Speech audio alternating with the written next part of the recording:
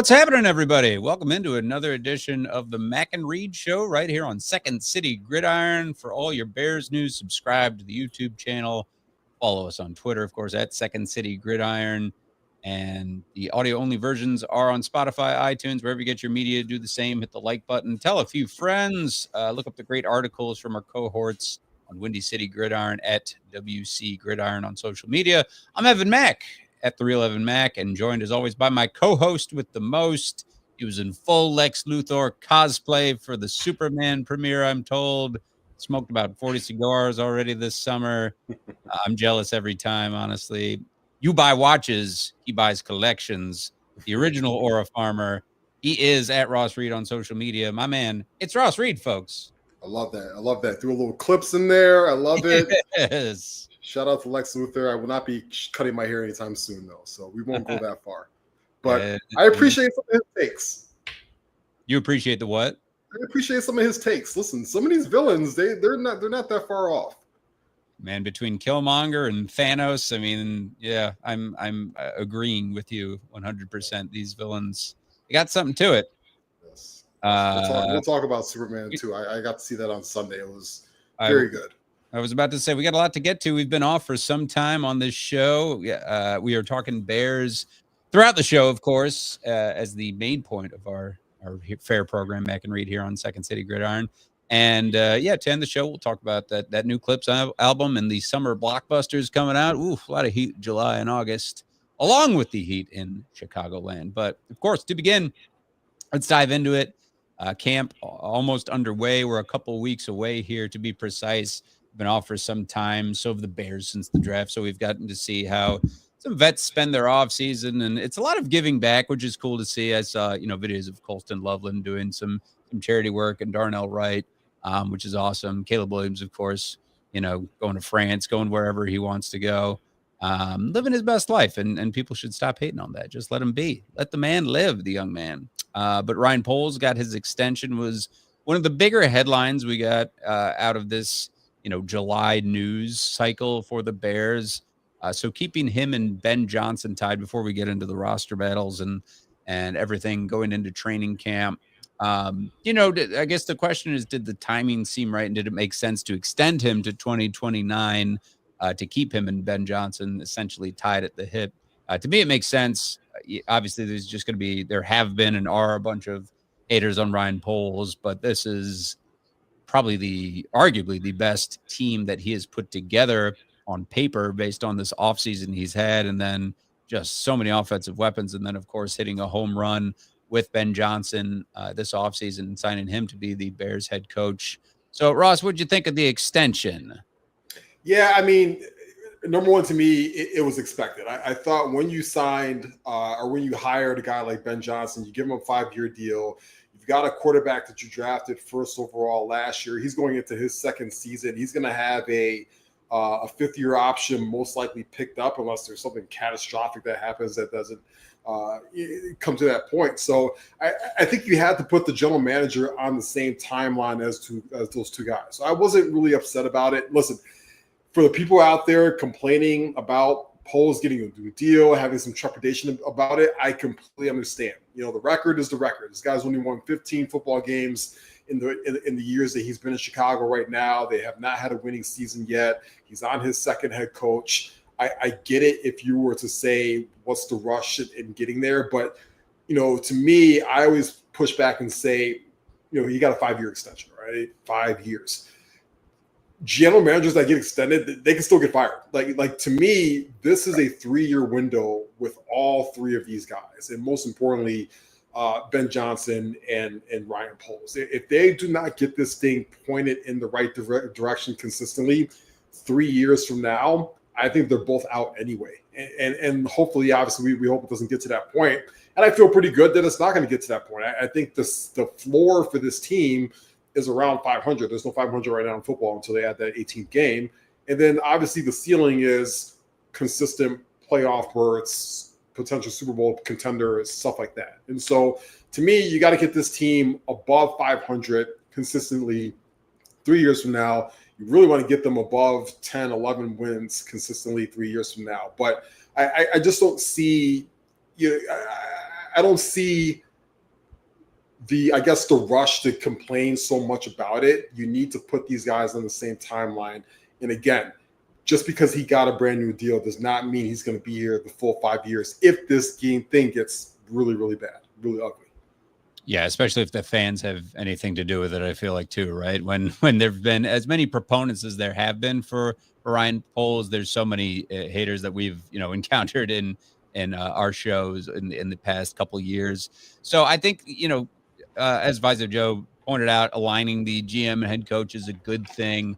But they are obviously very accountable for these next few years in this window of a championship caliber team. If Caleb Williams turns out to be an all-pro quarterback, and if this line turns itself around, if Ben Johnson is a genius and can really take the Bears to new heights, Dennis Allen revamping that defense, there's a lot of components that go into it. But obviously Ryan Poles is the main maestro, so to speak, as far as the way he has been able to assemble this team and the coaching staff around him. So there's a lot to like about it. I think Ryan Poles has earned it, but like you said, Ross, he's certainly it's do or die right now, and this will make or break his career for years to come.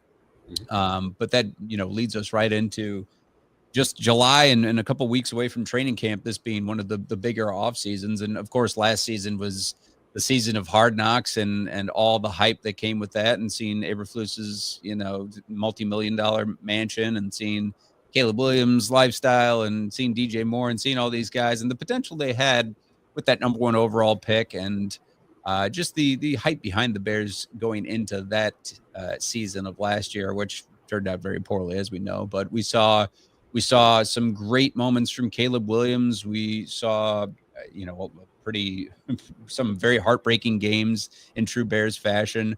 But this is a new era again with Ben Johnson, with Dennis Allen, with this new coaching staff. It's all new positional coaches, which is cool to see. I think that is what's important to look at in July right now when you're reporting to OTAs and rookie minicamp and everything, going into training camp and eventually preseason games, is seeing how these players react to Ben Johnson and company. And I think that all these players agree that, Johnson is no stranger to the talents of the NFL in his 10 plus years, over 10 years, I should say, in the league now. That this team has some vets, and the rookies are going to learn a lot from him as well, both sides.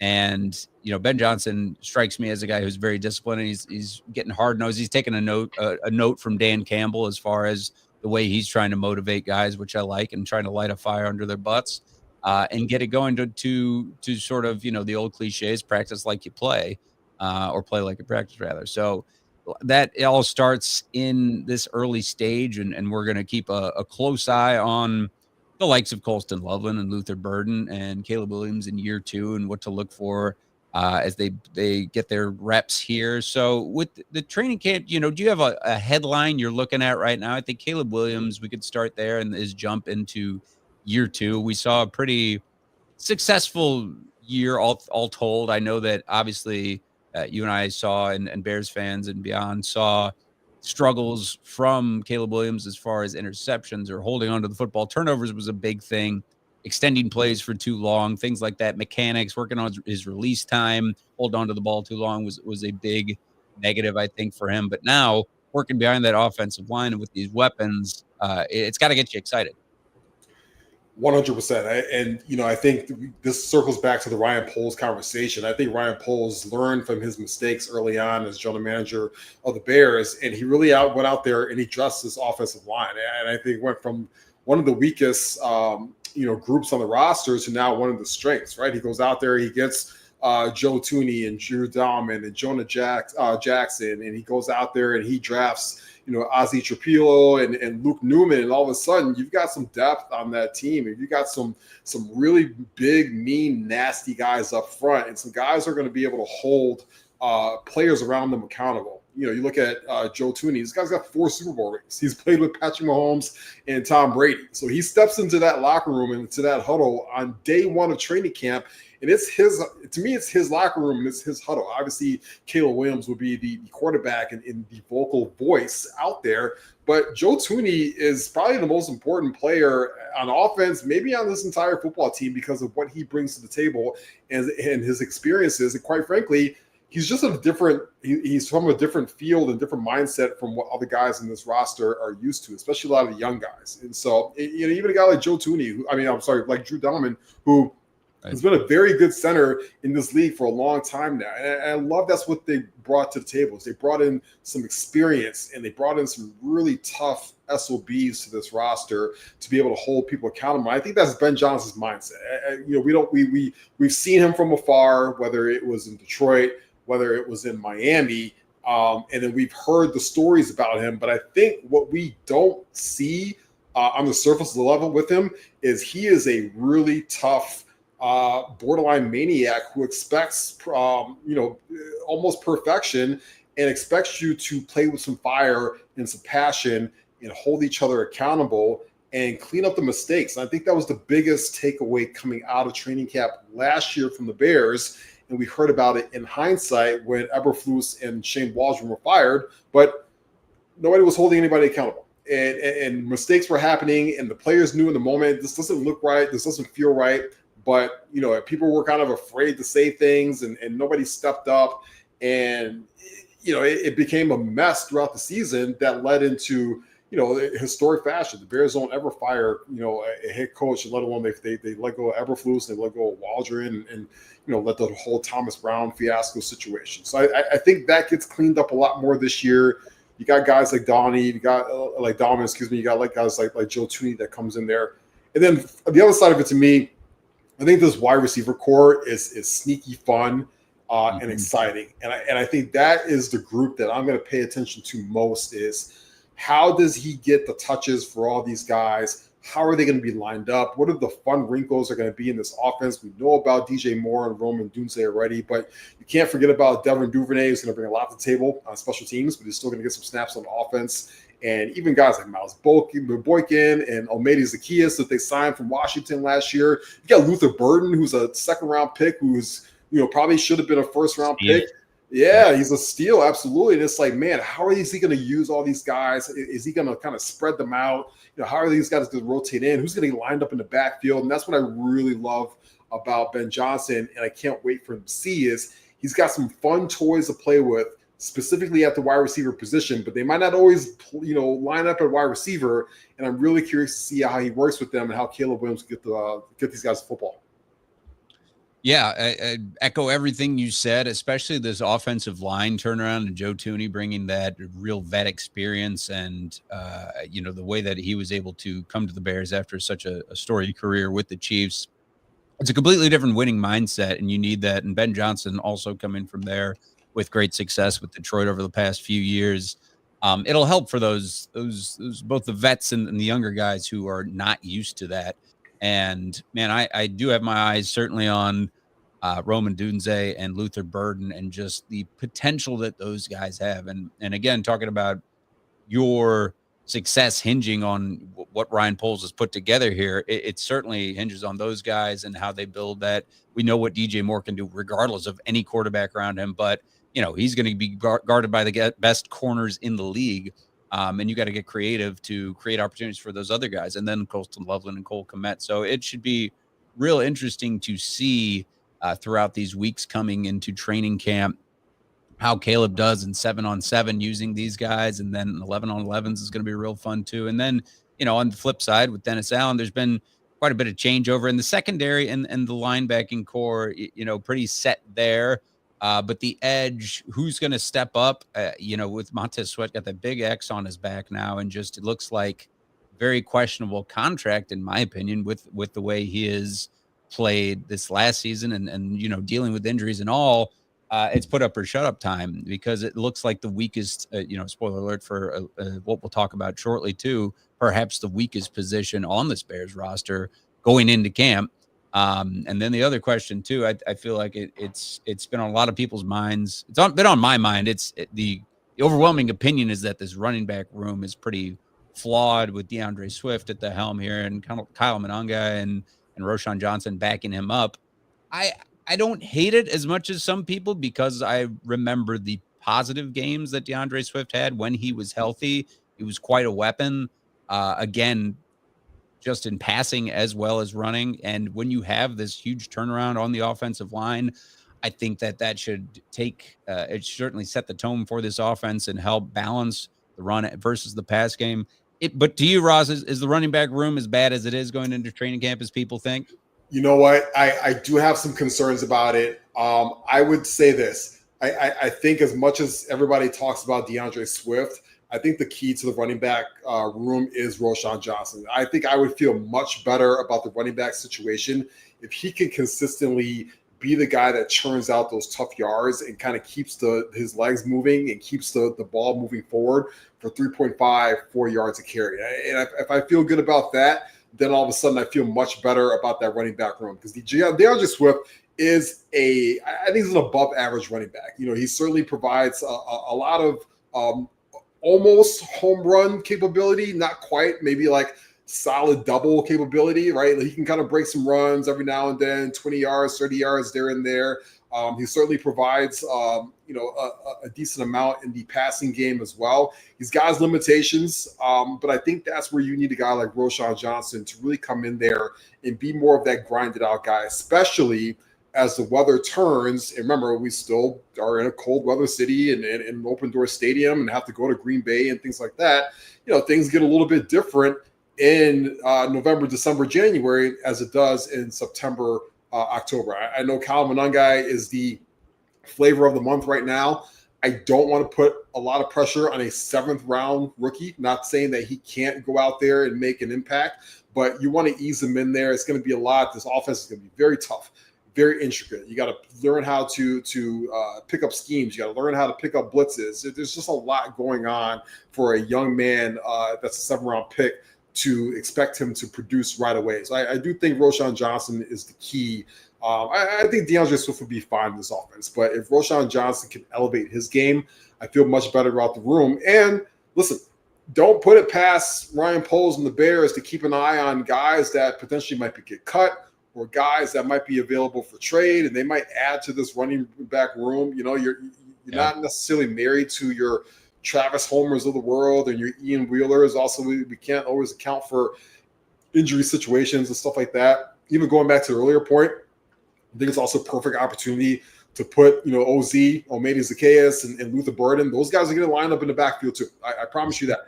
That's where Ben Johnson really uses his creativity to help, with a blind spot that you might have on offense and kind of elevate everything as a whole. Yeah, and again, the running game hinges on this new look offensive line, and just the interior is going to be just night and day different. And that leads me also to sort of the situation at tackle with Braxton Jones, still nursing an injury. Ozzie Trapilo, he should be signed, this summer. I think he's ready. He was representing himself going into contract discussions with the Bears, which is, good for him. And so, that left tackle spot is going to be very important. We know what Darnell Wright can do on that right side, and he's seemingly a lock there as well.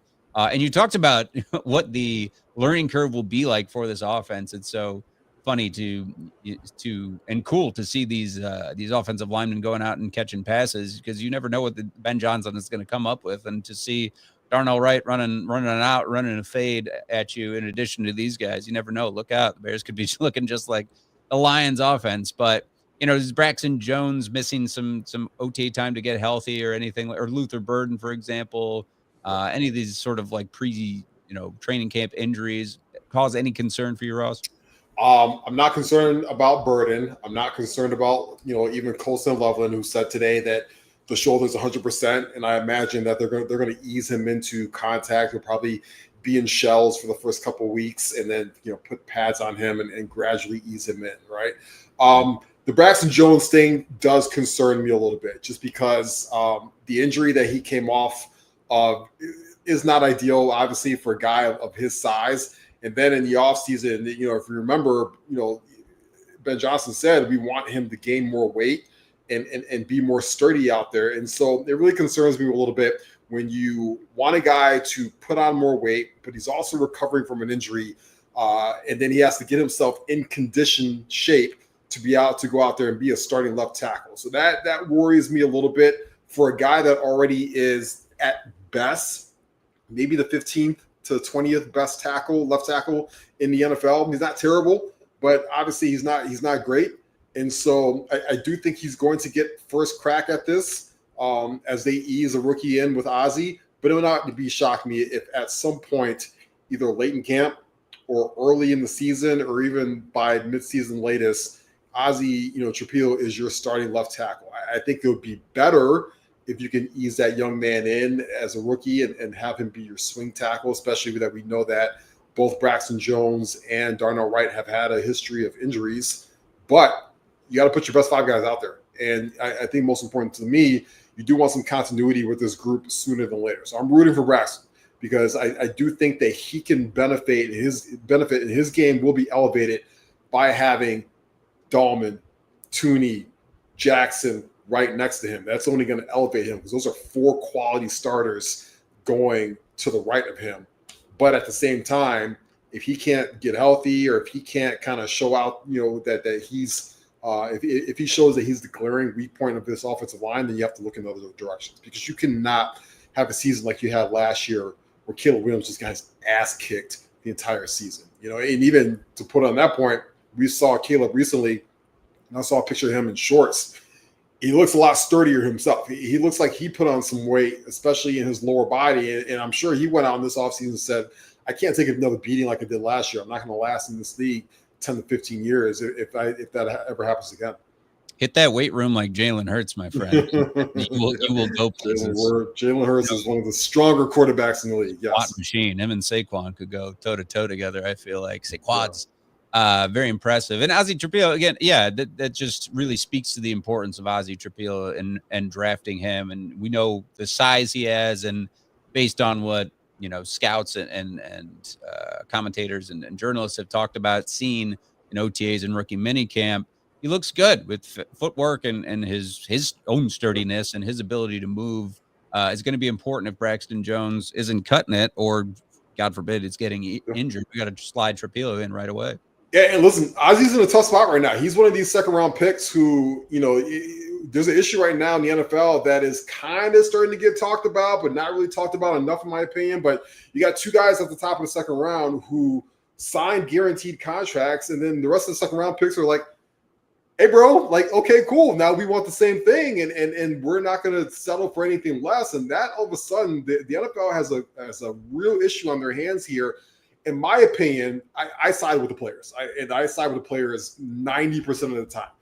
Second round picks should have guaranteed deals. And I think those 2 guys at the top that set the precedent, I'm glad they got it. And I think the rest of them should have it as well. But the Bears have 3 second round picks in this draft that should contribute early on. You got to get these guys on the field ASAP with a brand new head coach, with brand new systems on both sides of the offense. So I hope that this gets done sooner than later, not only for the Bears, obviously for selfish reasons, but just league-wide, because it's not a good look to have, I think it's 30 of the 33 picks or whatever it is, 31 of the picks right now not signed, because those 2 guys at the top, they got that treatment. And we're not even going to talk about the Shamar Stewart situation with Cincinnati. That's a whole crazy. That's a whole cluster, what of a situation there. But yeah, get these guys signed.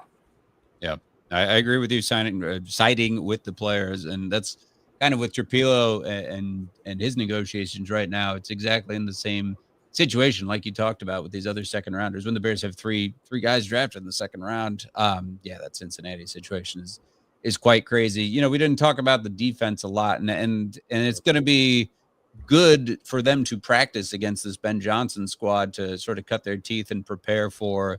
Again, the Lions, even without Ben Johnson, we know that they have a lot of firepower. They're playing a lot of top-tier offenses in Baltimore. They're playing the whole AFC North with the Bengals as well. So there's going to be some tough, as Ben Johnson said in a recent press conference, there's going to be some growing pains. It's not going to immediately be good right away, right? Because these things take time, especially when you insert a decent amount of rookies and there's that changeover on the offensive line. But there's a lot of talent for sure. But what Dennis Allen has on his hands, certainly that secondary, I've preached about it repeatedly. Uh, One of the best in the NFC North right now, if not the best, and they really should help out the front seven. It's just a question of where and how he's going to get creative with blitz packages. And we know, he's been able to have some success in the league before doing this, but get pressure on these quarterbacks. So we get the ball back in Caleb Williams' hand, so to speak. And so, I already talked about Sweat, but outside of that, who are you thinking might emerge and make some noise in training camp here, rookies or otherwise? Yeah, I think you hit it on the head earlier. That defensive line, and specifically the defensive ends, are probably what worries me the most on this roster. Is they have to have an ability to generate a pass rush, and I think that was something that they really struggled with last year. I mean, listen, we all love Montez Sweat. I still like the Montez Sweat trade. I would do it again if the Bears had the opportunity to, but last year he had a little bit of a down year. And last year he was beaten up a little bit. And last year he saw double teams because the Bears didn't really have much opposite of him to also generate a pass rush. But I also put a little bit of an onus on him. I'm hoping that he bounces back this year and he has more of a productive season. But you go out there, you sign a guy like Deo from the Colts, and you give him 3 years, $48 million. You also expect him to go out there and produce and help Montez Sweat and kind of take a little bit of the pressure off of him. To me, I think the strength of this defensive line is in the interior and the pass rush that they're going to be able to generate from inside.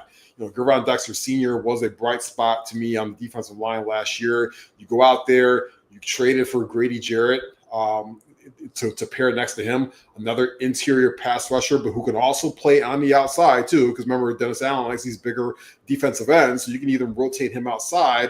Same thing with Shamal Turner, another one of your draft picks that you need to get in camp. And then you also got your big plug in Andrew Billings, who's going to come back off the injury. Remember, the run defense took a nosedive last year when he was out for the season. So I like that central group of guys and being able to kind of mix them around and rotate and try and generate a pass rush. You got some potential NASCAR pass rush guys behind them. Your under the level, under the radar guys, your Austin Bookers, Daniel Hardy's, Dominique Robinson, right? These guys are going to get some snaps out there in must pass situations, third and longs, things like that. But your core group is going to be Sweat, Dexter, Grady Jarrett, Dio, Billingsley, and Turner. And it's going to be interesting to see how those guys rotate around. And it's going to be interesting to see like the snap counts and how Dennis Allen plays around with that. Who's going to be on the field, mostly predominantly throughout these games, and who's going to be your closers, most importantly, through these games. I definitely see Sweat, Dexter Senior, Grady Jarrett, and Dio probably being those guys with a little mix of Turner and Billings.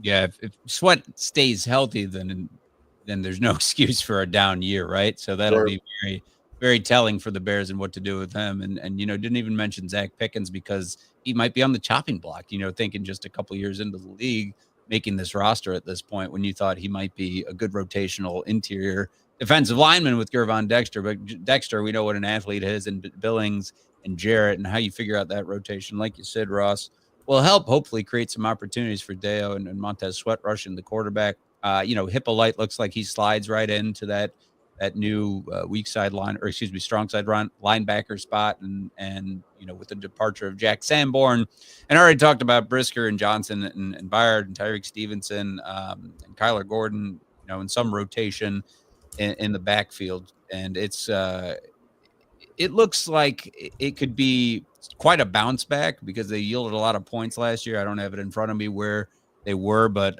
I think as much as you could blame it on an entire team, a lot of these games were in hand and then the defense just fell apart. You pointed to Andrew Billings' injury. So Dennis Allen starts with a cleaner slate with these guys.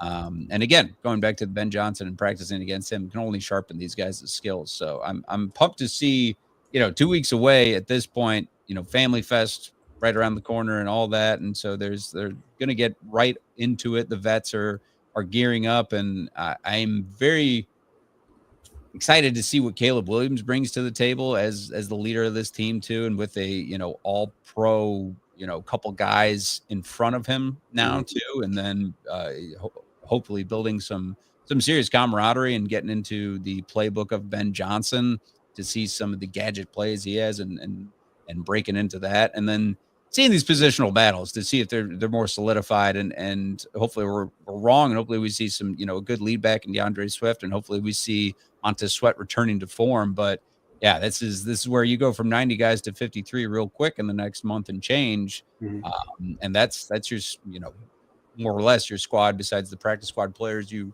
retain and pick from as they prep for this 2025 season. Yeah, I mean, a couple things for me. I think you hit it on the head for me with the camaraderie part of things. This Bears team just did not look like they had fun last year. Even before that Eberflus era, it wasn't a fun group. They weren't look like they had fun. They didn't look like they were even fighting for each other on the football field.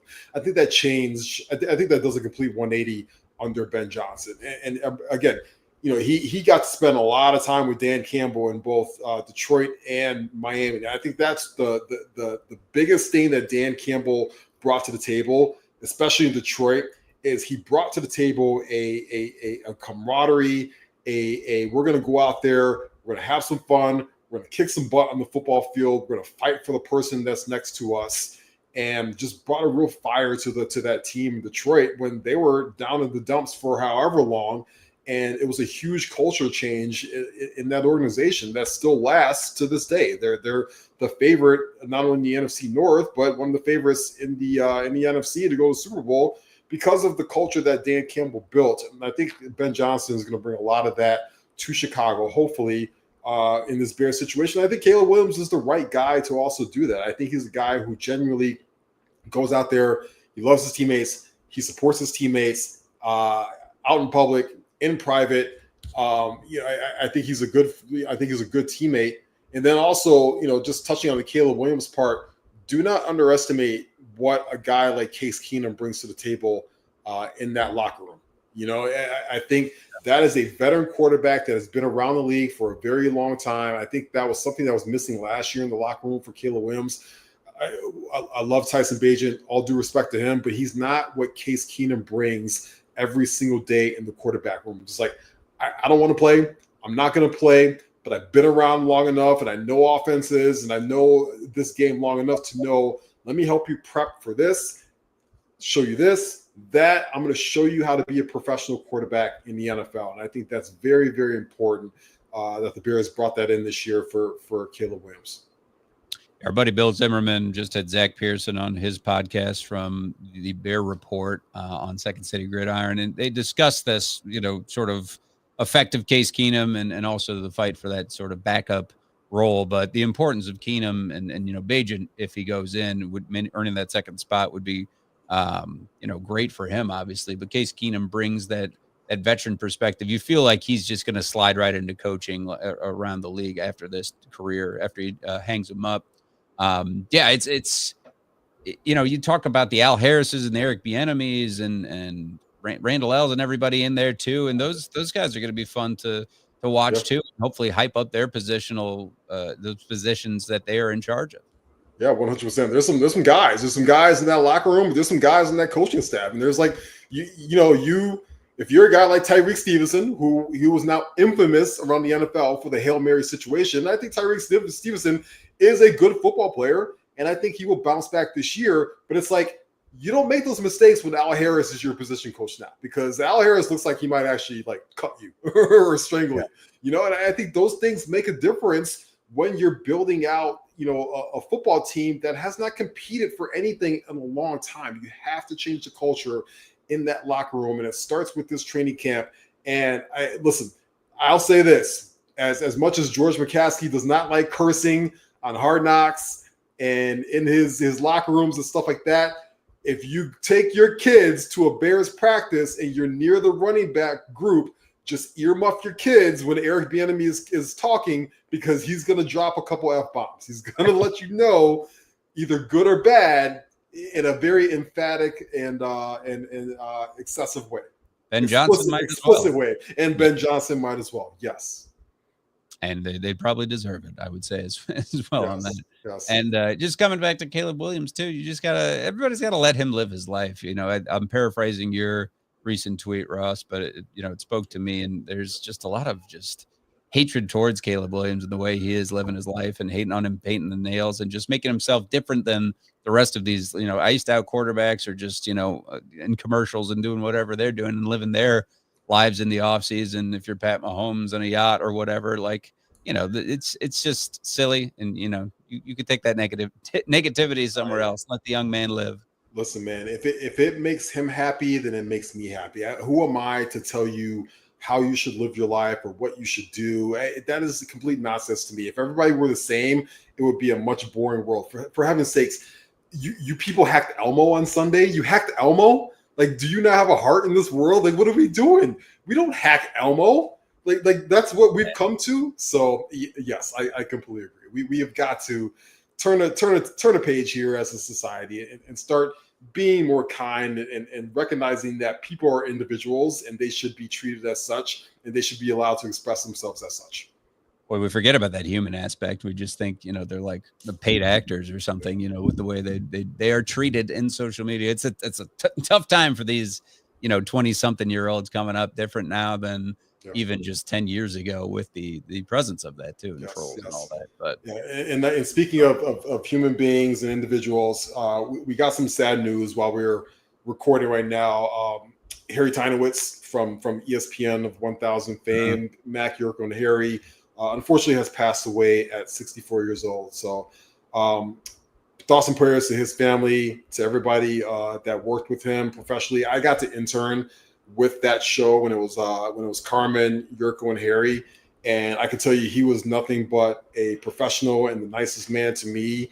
And he was hilarious on and off the mic, and those were experiences that I will never forget in my professional career. So I know he was battling some health stuff the last few years. Rest in peace to him, and thank you for your Chicago sports media contribution. I 100% agree. I remember working Chet Kopic and meeting Harry a couple of times, and yeah, just again, just an affable guy, very funny, just sharp, and just fit in very well with that Mac, Yurko, Harry show and other hits that he did. Certainly, helped shape that Chicago radio landscape, and inspired guys like us to carry the torch, so to speak, and keep it going. Absolutely. He was like our own, like almost like a Dennis Miller, Tony Kornheiser, like comedic, but very, very smart sports mind. So rest in peace again. Rest in peace. Moving on, a couple of fun things as we finish out the show. We alluded to the Clipse album earlier, Ross, and I listened to it before going to the Tiny Desk, and the Tiny Desks are just awesome. They're just not missing with any of these recent ones, especially the hip hop ones. They've been on a tear, and what a good rollout for them. Obviously, the singles they came out with, and then going on Tiny Desk and with doing Chains and Whips, and how Pusha T doesn't blink when basically talking right to Jim Jones is the whole takeaway from that. Was so cool. But the Birds Don't Sing, and I forget who I heard it from, but going from Birds Don't Sing to Chains and Whips is a tough transition, because Birds Don't Sing, for those that haven't listened to the album yet, is a song, and they mentioned it in Tiny Desk, which I didn't know initially listening to it, but they're talking to their parents who passed within 4 months of each other, Pusha T and Malice, starting with his mother and then starting with their father. And that gives you, it makes you misty-eyed when you hear that, and you hear the delivery and the conversation and the way they internalize that to put it onto, put pen to paper and put it on a mic. Put it on a record eventually. But it's just, the album's full of hits, POV, and there's, with Pharrell backing them, this production team is very familiar with each other. It made me go back to Lord Willin' and their other albums that they had come before that. And it's, top to bottom, really the Let God Sort 'Em Out with Nas too in there. The features are great, but it's the middle of the album that really, I felt like had the most hits for me. It's still very early where it's, starting to process all of this in just its first week out, basically. But you got to love it. I got my tickets for when they come to Chicago. That's for sure. They did 90,000 going into their first week or into the first couple of days are projected for that. So congrats to them. What I love about the rollout was they did it old school way where they popped up at radio stations and they popped up and did interviews with hip hop people and they did a tiny desk, like you said. And they did it like how you used to do it back in the day, which was we're going to work an album. We got an album coming out. We're going to work it. We wanted you to hear about it. And we're going to go talk to people that know about hip hop to talk about this album. The second verse on Birds Don't Sing, the Malice verse, and we're both fathers. And so listening to that verse was like just absolutely crushing to me as a father, as he's a son, talking about his father and what his father did and everything like that. It was absolutely amazing.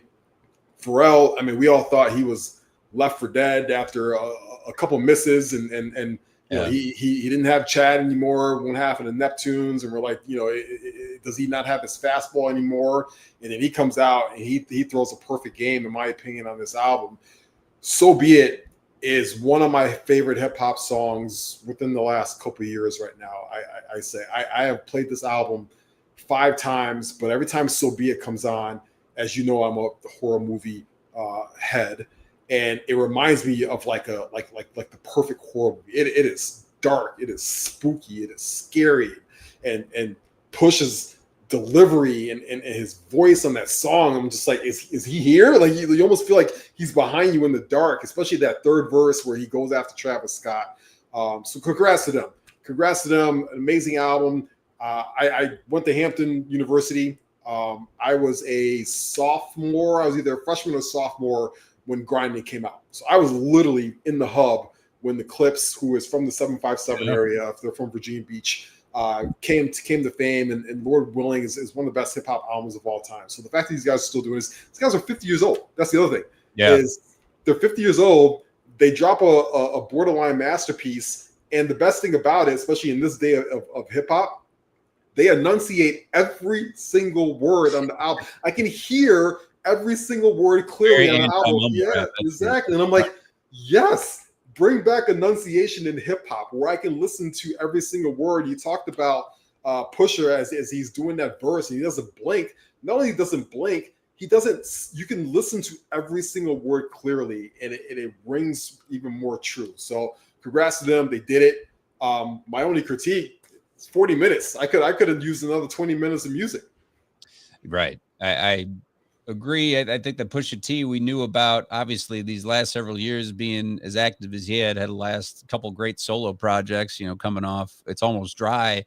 And then to see Malice come back, and Malice is toe for toe going with his brother in this one. And I think that, certainly had some real impressive lyrics. Like you talked about, Birds Don't Sing. It's like, psst, he's a better rapper. Yeah, look at that. Don't tell anybody that. Yeah, that's always been my take. I always think that Malice has been the better of the two in the group. Yeah, Pusha T has had some, again, even his solo work having Kanye and Pharrell help him out. But man, these two are going to be something to watch on tour. And you talked about at 50, real busy. And remember, they just came to Chicago, I think it was last summer, into Hyde Park Fest, and were touring as well. So you knew that something was coming when they were reuniting and doing the old hits, and now to do something new. Tyler, the Creator, said the same thing. He's like, you wouldn't have me and you wouldn't have Chromacopia on his tour without these guys and what they're doing right now. Really a breath of fresh air, where it's been pretty light in the summer with releases as far as hip hop is concerned. I know Benny the Butcher is going to come out with a project this week. Yep. And then Jid dropping something later this summer. But right now, this is it. Got some hot songs for the summer. Some heat. Yeah.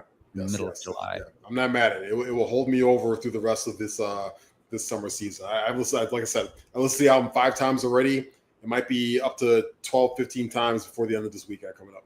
There you go.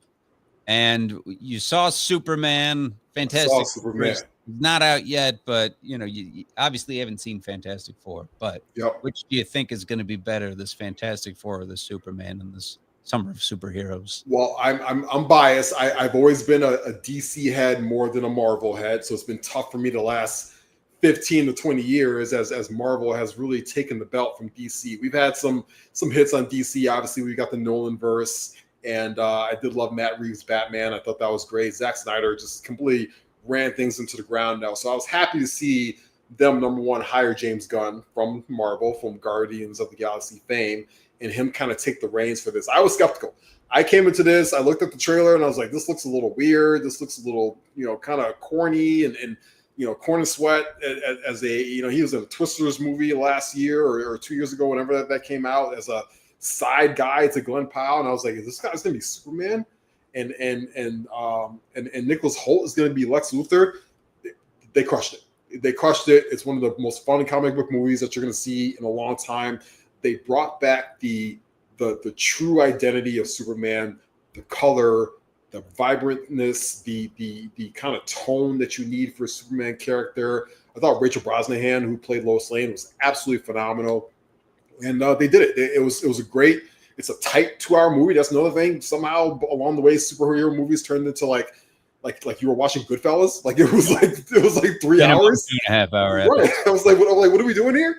And so I was in a movie. I had 2 beers and a tub of popcorn in 2 hours, and I was done. And I was like, this is awesome. It was just like perfect 2 hours I spent on a Sunday when it's like 88 degrees outside. So they did it. It's been a fun summer so far for blockbusters. There's still some fun ones coming out. I refuse to watch the dinosaur movie. I'm not going to watch Jurassic Park because I'm done with those movies. But I mean, F1 was awesome. That I thought I had a lot of fun watching that. I had a lot of fun watching 28 Years Later. I think that's one of my 5 favorite movies of the year. So there's been some fun summer blockbuster movies, and we get some fun ones coming up. We get I Know What You Did Last Summer remake on Friday if you're interested in that. I'm not, but yeah, but I did get an AMC movie pass, so I'm there. You go. Yeah, I'm gonna go back to the movie theaters. Put it to use. Absolutely. Go see. Start with those 3 movies. Go Superman, 28 Years Later, and F1. And I think those are all 3 movies that you really need to see on a big screen to really experience how good they are. Exactly. I'm getting ahead of Fantastic Four and whatever else is coming out ahead of that. Happy Gilmore and all that. Right. It's a Netflix movie. Did you like the dog, Superman's dog? Crypto. I did like Crypto. Crypto reminds me a lot of one of my dogs, which is just a complete a-hole that does not listen. But how could you hate him? You still love him anyway. And I think the cool thing, James Gunn even tweeted this out today, but the searches for adoptions for dogs this week has skyrocketed plus 590%, I think it was, since Superman came out. So this has sparked a lot of people to, you should always adopt, don't buy anyway with dogs. But that's a really cool thing that's come out of this as well, especially in the height of, I was, not to get sad or anything, but I was watching the story on the Texas floods today. And one of the things that came out of it was that, Paws went down there to rescue like literally hundreds of dogs from that Texas area because they don't have any homes right now. And so a lot of them are coming up to Chicago area as early as this weekend and next week. So continue to go out there and adopt these dogs, and maybe you'll get yourself a crypto out there who pounces on your stomach when you're near death. You don't need to go ahead and buy a Shiba poodle or whatever. Go get a nice mutt, go get something. Absolutely. Something that, you're saving lives out there. Absolutely. Thanks everybody for watching, listening in on YouTube and on Spotify, iTunes, wherever you get your programming from. Second City Gridiron. Remember to like, subscribe, tell a friend or two at Second City Gridiron for all the updates on our programming, and check out all those great shows with Taylor and Mason and Bill and Lester and Jeff and everybody.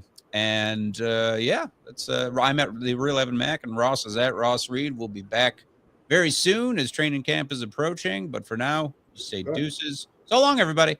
Peace.